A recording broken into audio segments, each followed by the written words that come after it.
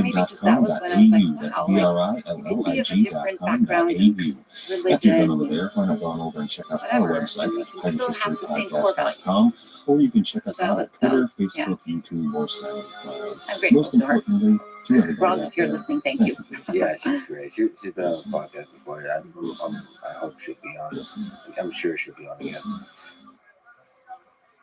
You were the founder and CEO of Affectiva, which is a big company that was acquired by another big company, Smart Eye. And you're now the deputy CEO of Smart Eye. So Hello, you're a powerful and leader. welcome to the You're brilliant. History You're a brilliant Podcast. scientist. My name is A Matt. lot of people are Thank you for inspired by you. What advice would you give, In the especially spring to of young women, 1664, but the future people in of general, Jamaica who dream of sailed becoming across the Caribbean. powerful leaders like yourself? That future was in a world embodied where in Sir perhaps, Thomas Mody Ford. The ever-changing world of in a world European that's